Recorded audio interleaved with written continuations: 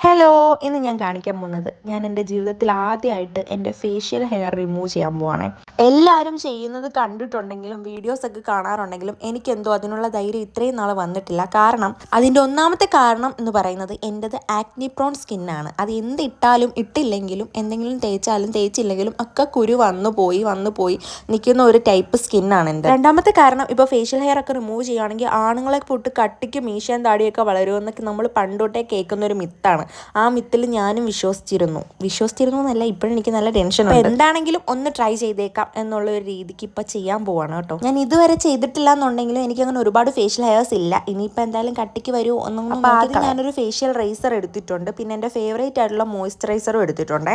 ആദ്യം അപ്പോൾ പിന്നെ ഐബ്രോസ് ഷേപ്പ് ചെയ്തിട്ട് തുടങ്ങാമെന്ന് വിചാരിച്ചു. ഐബ്രോസ് ഞാൻ ഇടയ്ക്കിടയ്ക്ക് ഷേപ്പ് ചെയ്യാറുള്ളതാണ് കേട്ടോ.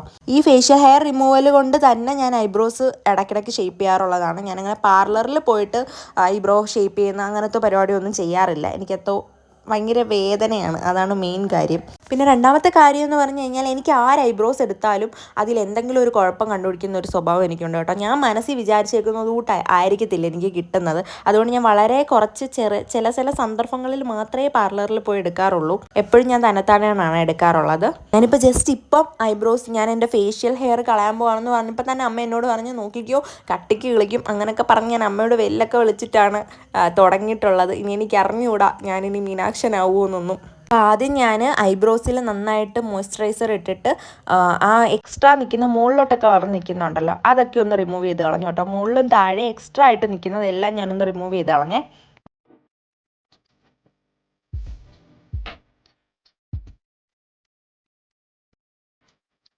മെയിനായിട്ടും എൻ്റെ ഐബ്രോസ് ഷേപ്പ് ചെയ്യുന്നതെന്ന് പറഞ്ഞാൽ ഒരു കട്ടിപ്പണിയാണ്. കാരണം ഞാൻ അടുപ്പിച്ചൊന്നും ചെയ്യാറില്ല. വല്ല ആണ്ടിലും എന്തെങ്കിലും എനിക്ക് തോന്നണം അങ്ങനത്തെ സന്ദർഭങ്ങളിൽ മാത്രമൊക്കെ ഞാൻ ഐബ്രോസിലൊക്കെ തൊടാറുള്ളൂ.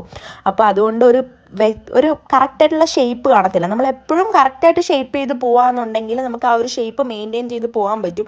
അപ്പോൾ നമുക്ക് ഫേഷ്യൽ ഹെയർ യൂസ് ചെയ്ത് ഇങ്ങനെ റിമൂവ് ചെയ്യുമ്പോൾ എളുപ്പമായിരിക്കും. പക്ഷേ എനിക്ക് കുറച്ച് പാടാണ്, കാരണം എനിക്കതിന് കറക്റ്റായിട്ടുള്ളൊരു ഷേപ്പില്ല. അപ്പോൾ ഞാൻ എൻ്റെ മനസ്സിലുള്ള ഒരു ഷേപ്പ് ഇങ്ങനെ പിരിയത്തിൽ വരുത്താൻ നോക്കിക്കൊണ്ടിരിക്കുകയാണ്. കുറേ ഇങ്ങനെ ആ എക്സ്ട്രാ നിൽക്കുന്നതൊക്കെ കളഞ്ഞേ. എന്നിട്ട് ഞാനൊരു ബുദ്ധി പ്രയോഗിച്ചു. ഐബ്രോ പെൻസിൽ എടുത്തിട്ട് എനിക്ക് വേണ്ട ഷേപ്പിൽ അങ്ങ് എഴുതി കൊടുത്തു. കുറച്ച് കട്ടിക്ക് അങ്ങ് എഴുതി കൊടുത്തു കേട്ടോ. അതാകുമ്പോൾ ഇനി ധൈര്യമായിട്ട് ഈ എഴുതിയേക്കുന്നതിൻ്റെ മണ്ടയ്ക്കും താഴെയൊന്നും അങ്ങ് എടുത്ത് കളയാമല്ലോ എന്ന് വിചാരിച്ച് എടുത്തെടുത്ത് കുളിപ്പിച്ച് കൊച്ചില്ലാതാവുമോ എന്നൊന്നും എനിക്ക് അറിഞ്ഞുകൂടാ. അങ്ങനെ അങ്ങ് ആ ഒരു കോൺഫിഡൻസിൽ അങ്ങ് ചെയ്യാണ്.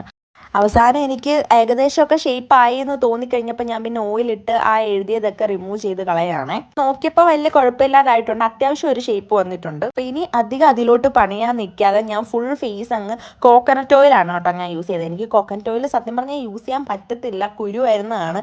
എന്നാലും എനിക്ക് മോയ്സ്ചറൈസർ ഇട്ടെടുക്കണോ ഭയങ്കര കൺഫ്യൂഷൻ, ആദ്യമായിട്ടല്ലേ. അപ്പോൾ ഞാൻ പിന്നെ വിചാരിച്ചെന്നാൽ പിന്നെ കോക്കനട്ട് ഓയിൽ തന്നെ യൂസ് ചെയ്യാമെന്നും പറഞ്ഞ് കോക്കനട്ട് ഓയിൽ ഫേസ് ഫുള്ള് നന്നായിട്ട് അപ്ലൈ ചെയ്തിട്ട് ആദ്യം മീശയുടെ അവിടെ ഉള്ളതാണ് കേട്ടോ എടുക്കുന്നത്. ഒരുപാടൊന്നും ഇല്ല, എന്നാലും ഞാൻ വിചാരിച്ചു എന്തായാലും ഒന്ന് എടുക്കണമെന്ന് എനിക്ക് ഭയങ്കര ആഗ്രഹമായിരുന്നു, അങ്ങനെ ചെയ്തതാണേ.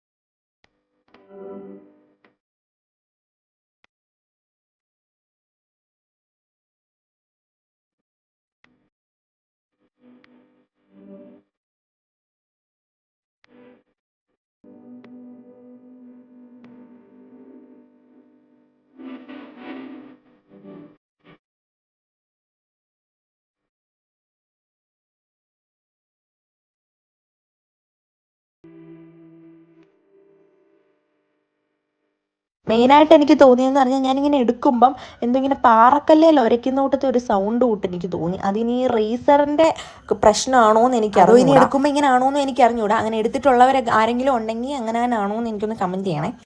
അങ്ങനെ ഞാൻ കംപ്ലീറ്റ് എടുത്തിട്ട് ഒന്ന് തൊട്ട് നോക്കിയപ്പോൾ തന്നെ എനിക്ക് ഭയങ്കര ഒരു ഡിഫറൻസ് തോന്നി കേട്ടോ. എന്നിട്ട് ഞാൻ പോയി ഫേസ് നന്നായിട്ട് വാഷ് ചെയ്തിട്ട് വന്നിട്ടുണ്ടേ.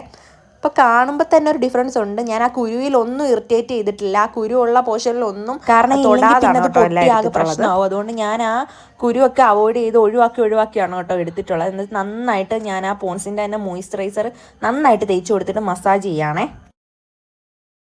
എനിക്ക് ഇത് എടുത്തു കഴിഞ്ഞിട്ട് തോന്നിയെന്ന് പറഞ്ഞാൽ ഭയങ്കര സാറ്റിസ്ഫൈങ് ആയിട്ടാണ്. ഇനി അഥവാ എന്തെങ്കിലും പ്രശ്നം ഉണ്ടാവുകയാണെങ്കിൽ ഞാൻ വഴി തോന്നുന്നില്ല.